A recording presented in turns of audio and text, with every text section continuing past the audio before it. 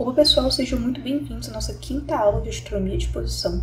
E a aula de hoje, pessoal, ela vai ser um pouco diferente por causa da proximidade com a P1. Então nós faremos uma pequena revisão com resolução de questões antigas para que vocês possam estar se acostumando e ganhando confiança na hora de realizar as provas. Aqui eu separei algumas questões, como vocês podem ver, e durante a resolução delas eu vou estar fazendo alguns apontamentos essenciais na hora de vocês estarem realizando a avaliação de vocês, para que vocês ganhem tempo, confiança e mais habilidade nas resoluções. Então vamos lá. A primeira questão diz o seguinte: na fotomontagem esquerda temos uma sequência de fotos da Lua nascente. Sua trajetória aparente no céu faz um ângulo bem agudo, menor do que 20 graus em relação ao horizonte. À direita temos as latitudes dos grandes círculos da Terra. São essas duas fotos aqui que nós podemos ver.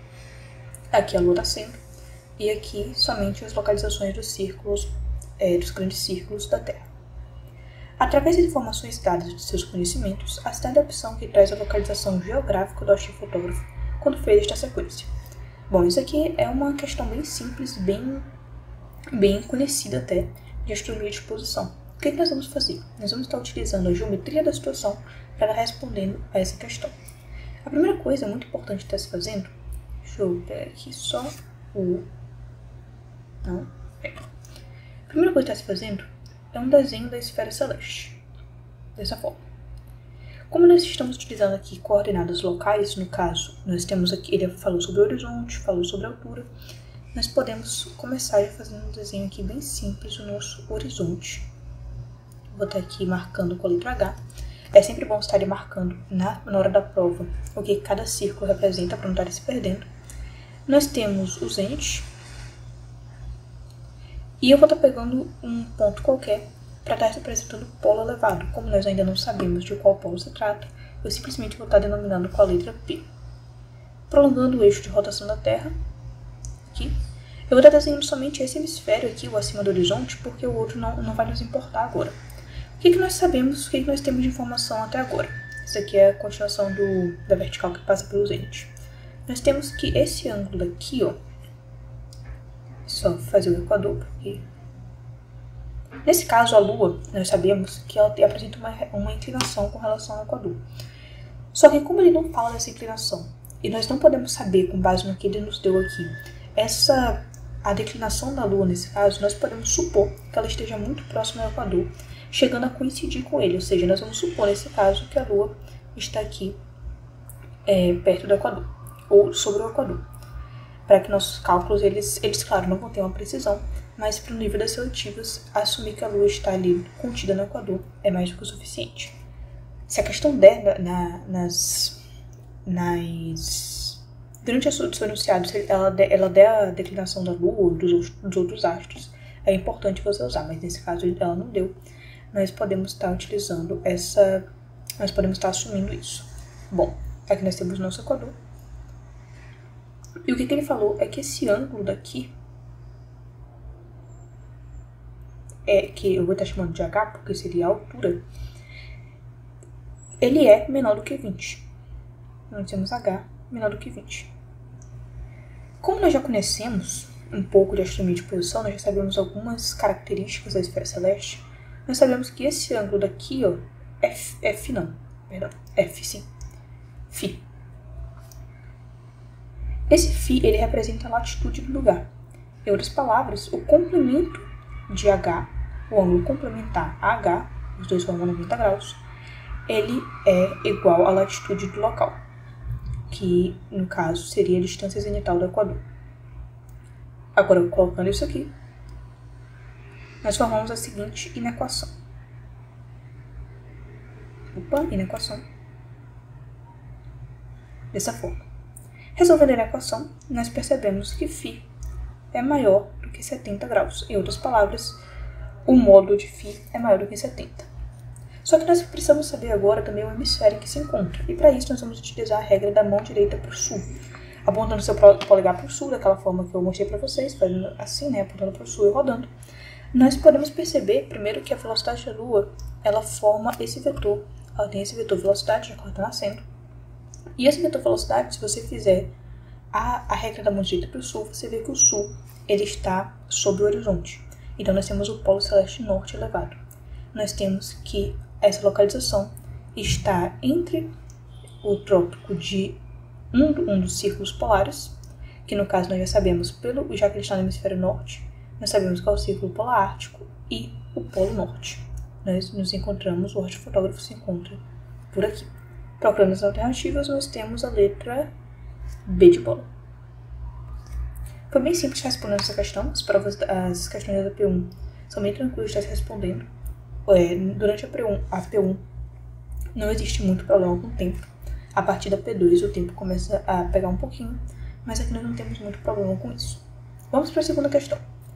Myoto e Iwa são duas rochas no mar de Futami, em Miyake, na cidade de Ise, no Japão.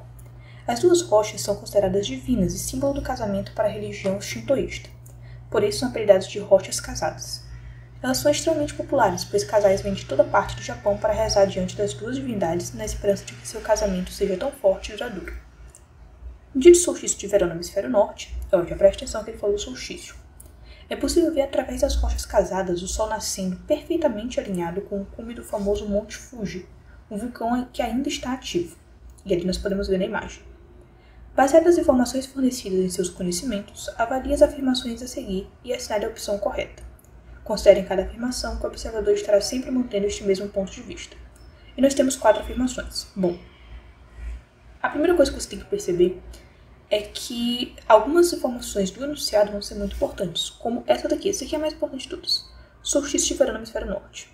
O Japão ele se encontra no hemisfério norte. Em outras palavras, ele está tendo seu solstício de verão nessa data que a foto foi retirada. E é com base nisso que nós vamos responder a questão. A primeira afirmativa diz o seguinte. Uma semana antes do solstício de verão do Sol... Uma semana antes do solstício de verão, o Sol nasce à esquerda do cume do Monte Fuji. Claro, a gente está utilizando, no caso, esta foto como base. Essa afirmativa ela pode ser verdadeira? Vamos ver. Esse daqui, eu vou estar desenhando simplesmente uma linha reta, porque eu não sei a inclinação, não sei a latitude do Japão, então eu vou estar simplesmente assumindo uma linha reta para ser o Trópico de Câncer. Trópico de Câncer. Já que estamos nos referindo ao solstício de verão do hemisfério norte. Então, o Sol ele tem que estar contido no Trópico de Câncer. Isso é fato. Depois, nós temos o próximo círculo, que é o círculo máximo, o Equador. E, por último, o outro trópico, no caso, o Trópico de Capricórnio.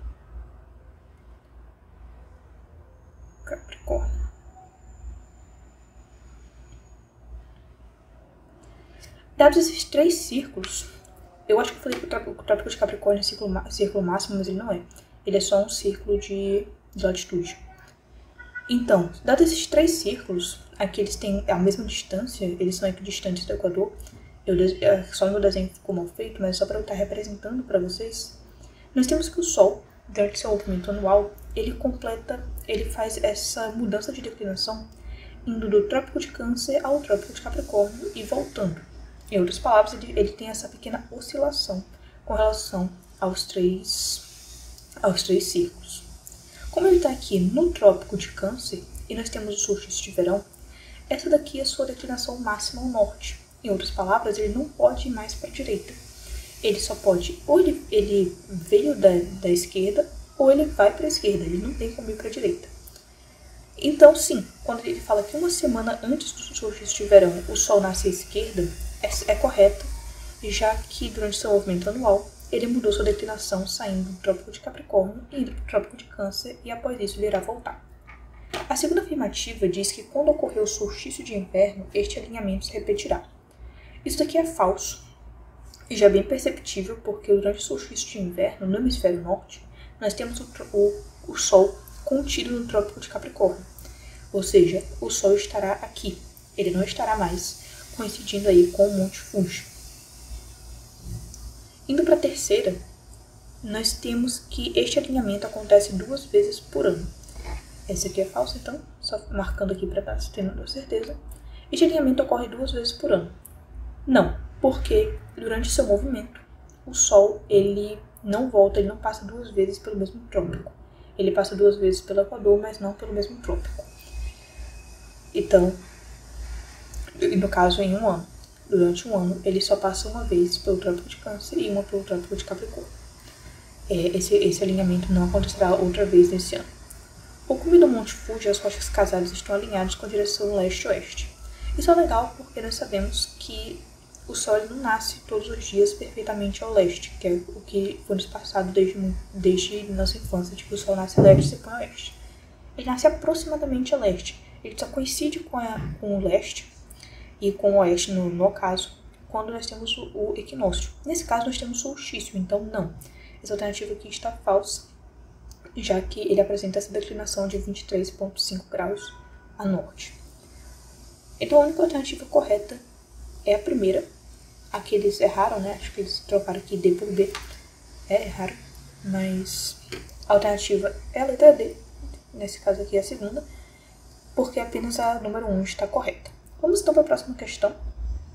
A próxima traz um gráfico. Eu quis colocar questões de gráfico aqui, porque são coisas muito cobradas durante a AP1.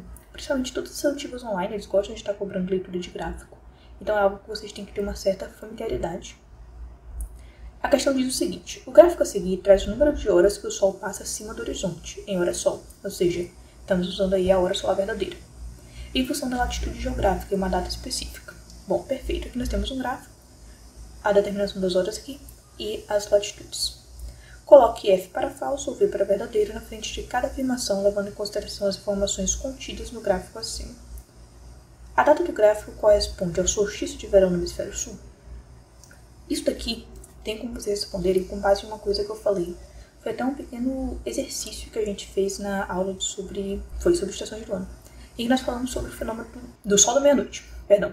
Quando nós falamos sobre o Sol da meia-noite, nós conversamos sobre esse fenômeno.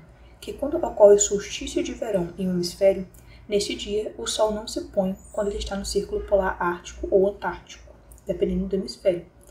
Nesse caso, nós podemos ver isso perfeitamente aqui, ó. No nosso círculo polar antártico não há pôr do Sol. Ele passa as 24 horas iluminado e, por isso, nós podemos afirmar com certeza de que esse corresponde ao solstício de verão do hemisfério sul, já que o círculo polar antártico está no sul. Colocando o verdadeiro, vamos agora para a segunda. Nesta data, uma pessoa de pé sobre o equador terrestre não projeta sombra ao meio-dia solar verdadeiro. O que ele quer dizer com este não projeta sombra? Ele quer falar que o Sol ele está exatamente no zênite dessa pessoa. Para ele estar no zênite de uma pessoa no equador terrestre, o Sol também teria que estar no equador celeste. E o que acontece? Nos dias de solstício, o Sol não está no equador. Ele está em um dos trópicos, nesse caso no de Capricórnio, já que estamos nos referindo ao hemisfério sul. Então essa daqui está falsa. A pessoa apresentará sim sombra, já que haverá essa pequena... o Sol terá uma distância zenital não nula. A terceira temos, nesta data, entre o Polo Sul e o Círculo Polar Antártico, o Sol não se põe. Acabamos de falar sobre isso. Não, ele não se põe, ele passa as 24 horas do dia iluminando tanto o Polo Sul como o Círculo Polar Antártico.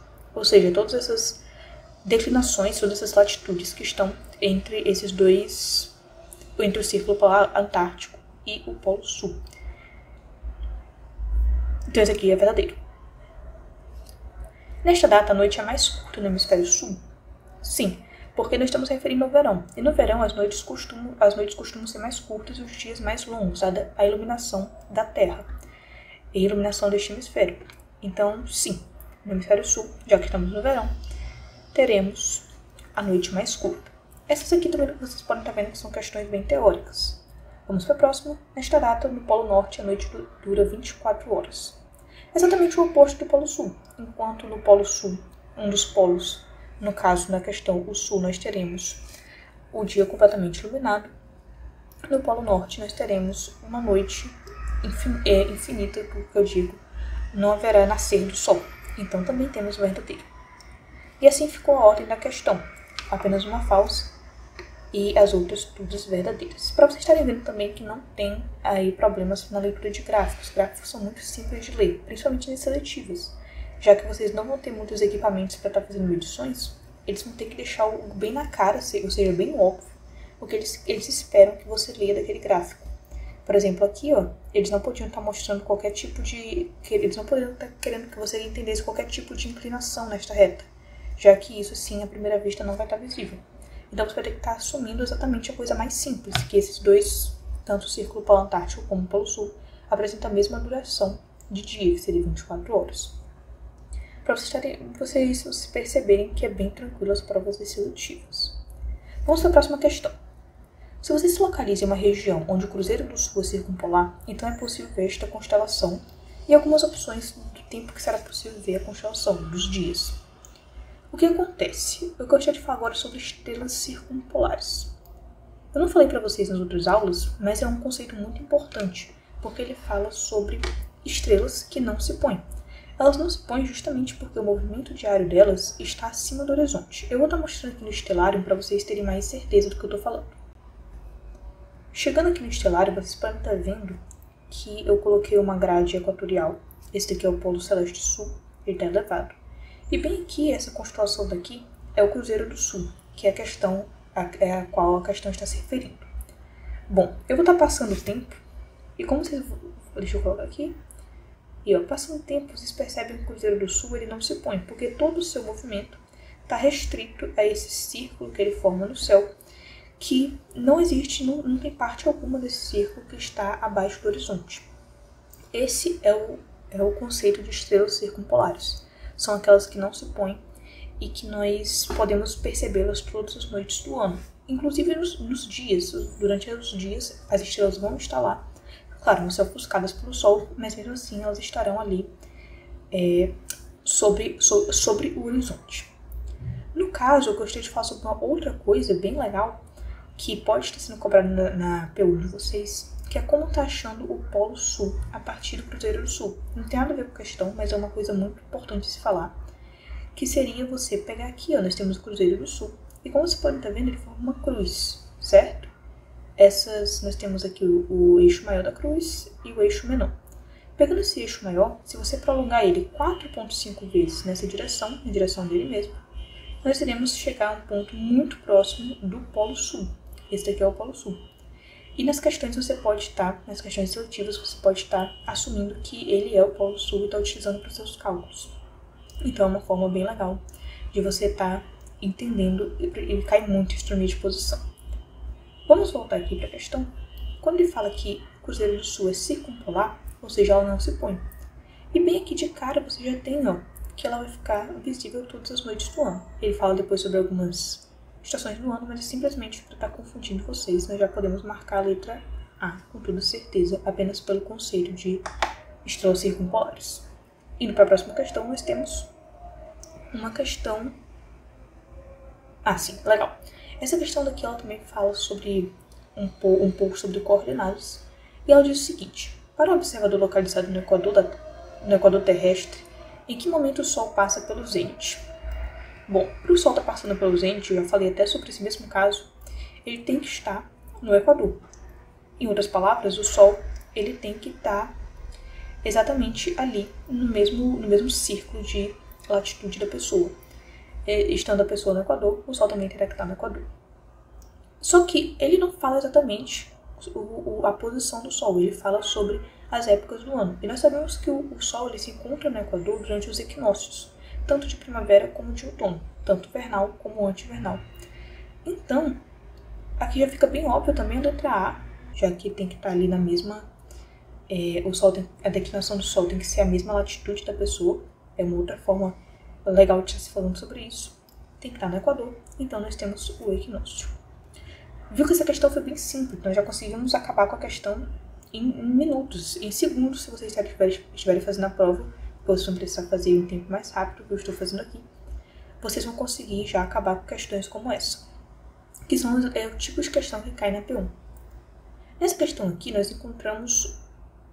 essa aqui já envolve... Deixa eu ler se ela envolve cálculo, não consigo me lembrar dela, mas vamos ler. Considere que a obliquidade da eclíptica seja E igual a 23,5 graus e que a latitude de São Paulo seja 23,5 graus, ou seja, são iguais. Em qual dia do ano o Sol passa pelo nadir? Ah, legal, porque ela quebra um pouco ali nossa expectativa de zênite. Bom, vamos fazer aqui o Equador não, a esfera celeste. Passando aqui o nosso horizonte. Com o horizonte nós temos o zênite, oposto a ele o nadir. Eu gosto de estar fazendo aqui sempre prolongamento, para estar pegando alguns ângulos essenciais na hora. Bom, nós temos o nosso polo sul, porque São Paulo está no sul, certo? No hemisfério sul, você pode ver por aqui, polo celeste sul, o eixo de rotação. E ele fala, bom, a gente precisa da posição do Equador, porque o movimento diário dos astros é paralelo ao Equador. Bom, o movimento que nós queremos é paralelo ao Equador e passa pelo nadir, então é esse daqui. De cara já dá para você saber qual é esse tipo de movimento. O Sol ele tá contido nessas faixas de declinação entre menos 23,5 graus e mais 23,5 graus. Ou seja, essa daqui, como nós sabemos que esse ângulo aqui, ó, formado entre o zênite e o Equador é igual à latitude do local, por ângulos opostos pelo vértice e geometria, nós sabemos que o ângulo de nadir e o Equador também o é. Também é φ, latitude do local. Ou seja, esse ângulo aqui, que o Sol, esse ângulo também vai coincidir com a declinação do Sol. Porque o Sol, ó, deixa eu fazer aqui uma bolinha como se fosse, ele vai estar se encontrando aqui, ó, nesse local. E é isso que nós temos que perceber, que a declinação do Sol vai ser a mesma, vai ser em módulo, a mesma, porque nesse caso daqui é em módulo, tudo bem? Não é exatamente a mesma porque, como vocês podem estar vendo, uma está no hemisfério sul e outra no hemisfério norte. Então, eu posso ter até me equivocado falando que são iguais, elas são iguais em módulo. Então, aqui, o que nós percebemos é que o Sol, quando ele estiver no hemisfério norte, porque esse aqui é o hemisfério norte, esse daqui é o hemisfério norte e esse daqui é o hemisfério sul, ele vai ter que ter essa declinação de 23,5 graus, que é justamente no trópico de Câncer, porque ele está no hemisfério norte. E nós temos ali o solstício de inverno para São Paulo. O solstício de inverno de São Paulo ocorre em junho. Nosso inverno ocorre em junho. E olhando aqui as alternativas, nós já podemos se deparar com a letra A, também a letra A de novo, que legal, falando sobre o solstício de junho.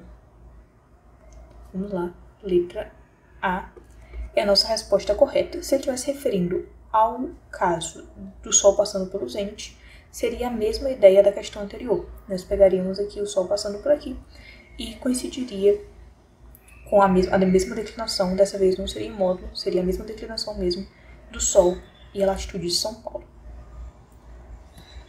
Vamos para a próxima questão. Essa outra questão é um pouco mais teórica, mas é bem legal, porque existem outras questões embasadas nesse mesmo estilo. Lendo a questão diz o seguinte: a figura a seguir traz um esquema da esfera celeste com um observador sobre algum ponto da superfície da Terra representado no centro da figura. Ou seja, o que ele nos diz? Nada. Ele nos mostra uma foto de observador em qualquer ponto da superfície terrestre.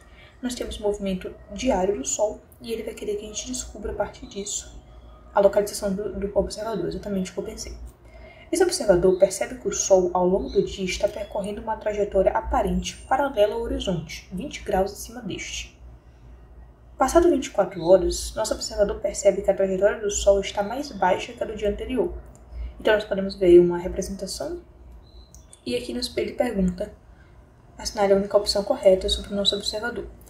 Essa questão é bem legal, porque você tem que saber que o movimento diário das estrelas, incluindo o movimento diário do Sol, ele é paralelo ao Equador. Em outras palavras, nós temos que o Equador ele coincide com o horizonte. E nós podemos afirmar isso porque ambos são círculos máximos e o movimento do Sol está paralelo ao Equador e, consequentemente, ao horizonte. Então, o que nós temos aqui? Se o Equador coincide com o horizonte, e sabendo que a distância zenital ao Equador é dada da latitude do local, nós temos que a latitude do local é de 90 graus em módulo, o que faz com que o nosso observador esteja em um dos polos geográficos. E aqui, ó, nós temos três opções falando sobre polos geográficos. Só que ele também pede a estação do ano. E como nós podemos saber disso? Nós vemos que o Sol está descendo. Nós sabemos que a declinação máxima que ele pode ter seria mais ou menos por aqui, ó, que seria de 23,5 graus. E como ele está descendo, nós vemos que ele já saiu do solstício e está voltando para o Equador, para o equinócio. E até mesmo a questão fala que ele está descendo, ó. Ele está mais baixo do que no dia anterior, ou seja, ele está variando aí, voltando para o Equador. Como já se passou o equinócio, o solstício marca o início ou do verão ou do inverno, como nós sabemos que esse solstício, no caso desse solstício, o Sol estava acima do horizonte, ou seja, estava no hemisfério do observador, nós sabemos que esse aqui foi um solstício de verão. E pela primeira vez, temos aqui a letra B como resposta. Ou seja, o Sol ele está saindo, está no verão, está saindo do trópico, algum dos trópicos, porque nós não temos como saber somente com essas informações, e está indo para o equinócio. Mas durante essa época nós temos o observador em um dos polos geográficos durante o verão. Muito simples de resolver essa questão, e ela abre portas para outras questões muito mais divertidas. Bom, aqui nós temos algumas, já estamos terminando aqui as questões. Essa aqui é outra leitura de gráficos, porque eu gostaria de fazer muitas leituras de gráficos, já que eles caem bastante nas provas. Eu só encontrei umas duas de astronomia de posição na P1 com esse estilo, então resolvi colocar elas aqui. Vamos lá. O gráfico a seguir traz a altura H versus azimuth A do Sol para uma cidade do Brasil ao longo de um ano inteiro. As horas correspondem à hora solar verdadeira. Perfeito. No gráfico, vemos que a altura do Sol é igual a 0 graus no nascente e no poente, e que a altura do Sol é máxima às 12 horas, no meio-dia solar verdadeiro. As curvas extremas em azul escuro e vermelho correspondem à altura do Sol nos dias de solstícios de verão e de inverno, respectivamente. Então, nós temos o solstício de verão e o de inverno. Baseado neste gráfico, a segunda alternativa que traz a latitude desta cidade brasileira. Isso daqui, ela vai estar utilizando a mesma ideia da questão em que nós falávamos sobre a posição do Equador e a altura do Equador a conseguimos com o ângulo complementar, estamos conseguindo a latitude do local. Ele não fala exatamente como é o Equador, e algumas pessoas podem estar pensando em somar 23,5 para estar encontrando aqui, utilizando as alturas no caso dos solstícios para estar encontrando, mas esse é um método que eu não utilizaria, primeiro porque, como nós vimos, não dá para saber com certeza qual é a altura do Sol. Ele não tem aqui uma medida correta, exata para a altura do Sol, com base nesse gráfico, e você não vai ter como medir na hora. Enquanto esse daqui, ó, essa espécie de parábola, digamos assim, não é uma parábola, mas a gente pode estar comparando a uma, ela corresponde à imagem, à representação das alturas do Sol durante o equinócio. Ou seja, o Sol aqui ele está no Equador. E como eu tenho tanta certeza disso? Simples, porque essas duas alturas aqui, ó, esses ângulos aqui, ó, demarcados por esses dois espaços, tem que ser igual a 23,5 graus cada. E à primeira vista você já pode perceber que o vértice dessa parábola está coincidindo com o ponto que divide esse segmento de reta ao meio. Então nós podemos afirmar com certeza que isso daqui corresponde à altura do Sol nos equinócios. E sabendo disso, utilizando aquela ideia de que o ângulo complementar à altura do Equador corresponde à nossa latitude, nós podemos estar vendo aqui, ó, nós temos uma altura exata, nós temos 60 graus de altura, fazendo 90 menos 60, que é um cálculo bem básico, nós achamos 30 graus de latitude. Seria a nossa resposta à letra A. É bem simples estar fazendo essa questão, o que assusta mesmo o desenho do gráfico, mas não tem que se preocupar com questões como essa. Bom, e aqui chegamos numa parte que eu gostaria de falar muito com vocês, porque são duas coisas que nós não abordamos nas aulas, mas que são essenciais. Elas costumam cair pouco nas provas relativas. A primeira é sobre o movimento da Lua, e a segunda é sobre o movimento próprio das estrelas. Eu vou ler essa daqui, que é a mais simples, que é basicamente falando, isso daqui vocês já viram provavelmente em mecânica celeste, sim? E a única coisa que eu gostaria de falar é porque ela vai impactar um pouco na astronomia de posição, já que ela vai mudar os asterismos, ou seja, os desenhos, chamando assim, que as constelações têm. Vamos ler aqui. As imagens mostram as 7 estrelas mais brilhantes do asterismo conhecido como Big Dipper, da constelação da Ursa Maior, como vistas há 30 mil anos, como as vemos hoje e como elas serão vistas aqui há 30 mil anos.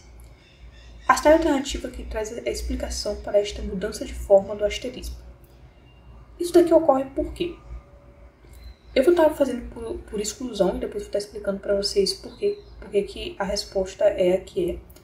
E É uma coisa bem simples, então não é algo que eu vou me reter muito. Vamos lá. A primeira é a evolução estelar. A gente não pode ser evolução estelar, porque a evolução estelar ela muda algumas características físicas da estrela, mas não muda a sua posição.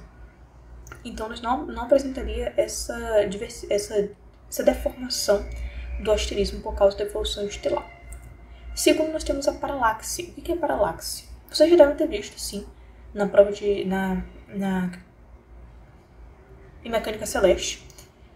Mas a paralaxe estelar, ela basicamente, durante o movimento de translação da Terra em torno do Sol, nós temos uma variação da posição da Terra com relação às estrelas. Isso se reflete também na variação da posição delas, fazendo com que elas apresentem um pequeno movimento no céu.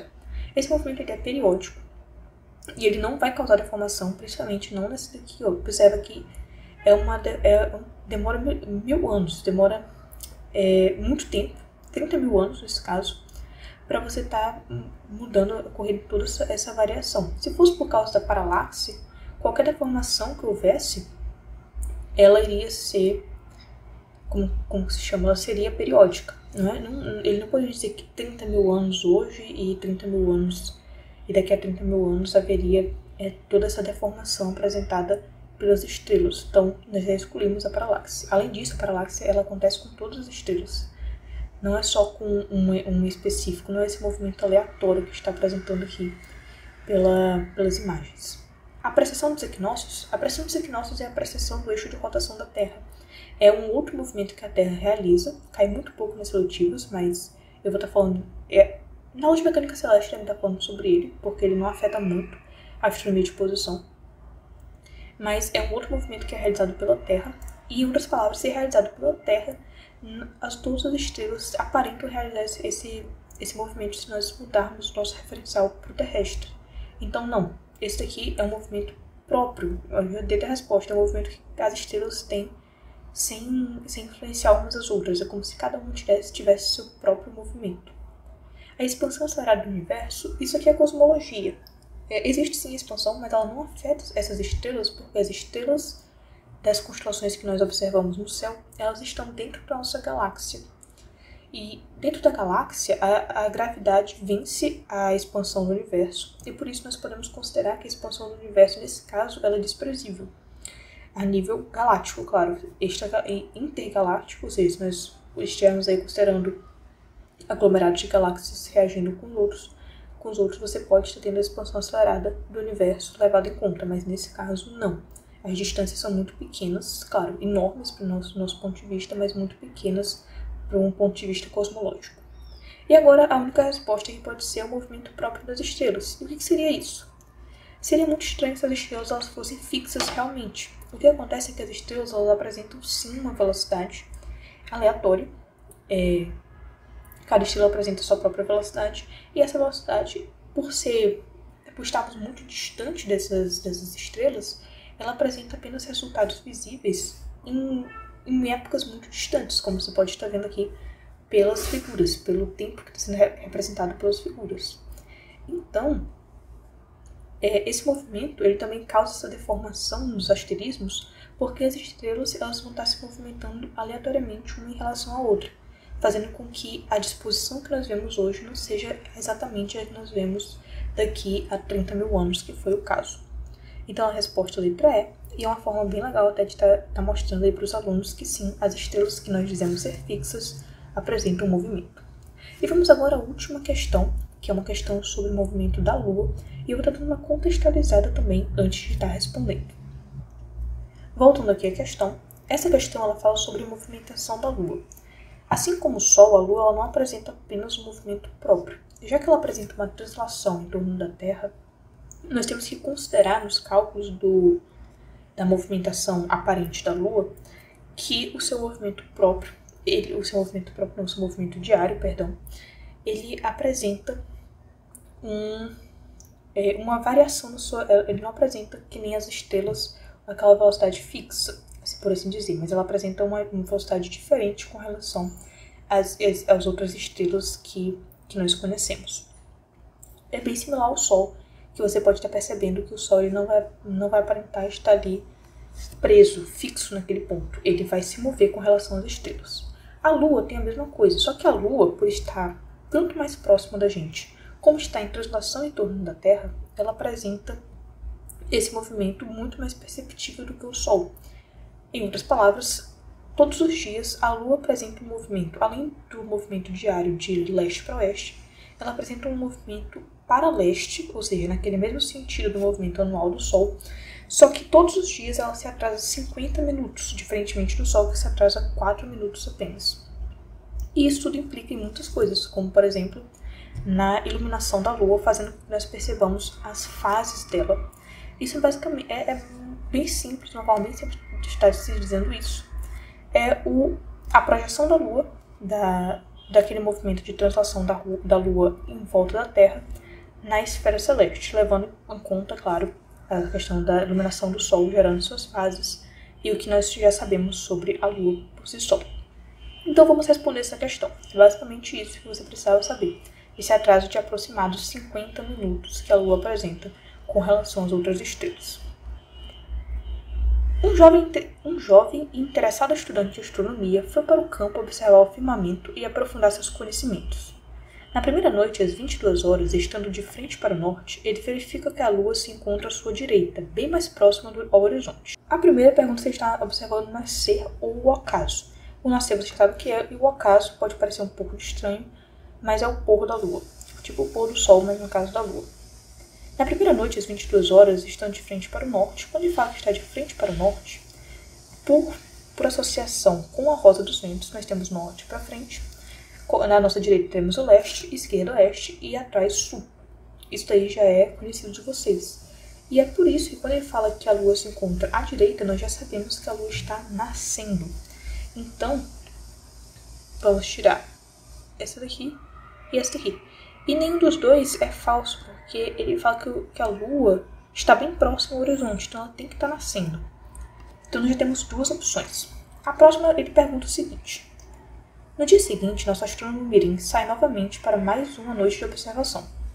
2. No mesmo horário, posicionando-se novamente no mesmo ponto, de frente para o norte, este atento observador verá a Lua, e agora vem a parte interessante, porque ele não vai observar. Justamente por ter esse atraso de 50 minutos, a Lua vai se mover uma certa quantidade de graus na nossa esfera celeste. Isso vai fazer com que a Lua ela demore para estar aparecendo no horizonte. Se você, por exemplo, viu 6 horas da tarde, a Lua está nascendo hoje, amanhã ela já vai estar nascendo 6h50. E é exatamente isso que essa questão nos pergunta. Se nesse mesmo horário, das 10 horas da noite, esse astrônomo Mirim vai conseguir estar olhando a Lua? E a resposta é não, porque ela vai estar abaixo do horizonte. E eu acabei já respondendo a terceira, onde estará a Lua abaixo do horizonte, já que além de ter esse atraso, ela apresentou essa variação de sua posição. Procurando aqui nas respostas, nós temos que a alternativa correta é a letra D de dado. E assim nós conseguimos terminar nossa revisão. Eu estou desejando agora uma boa seletiva para vocês, se vocês consigam estar se dando muito bem na prova. Faça com calma, você já sabe todos os conteúdos, não tem que se preocupar. Vocês já viram aqui que a prova da P1 é bem tranquila e que sim, vocês são capazes de estar conseguindo uma boa colocação nelas, apenas com os estudos que vocês já tiveram, sem precisar tá se desesperando por causa disso, porque as provas seletivas elas são bem tranquilas. Então continuem aí estudando, continuem perseguindo o sonho de vocês. Se inscrevam no canal se vocês gostaram do vídeo, se vocês querem assistir aulas preparatórias para as outras fases dessa Olimpíada que é tão comum, tão legal e que vão estar influenciando aí bastante a vida de vocês. Então se inscrevam no canal e sigam a gente para novas notícias, novos incentivos à nossa área olímpica. E vamos lá conquistar a nossa medalha internacional.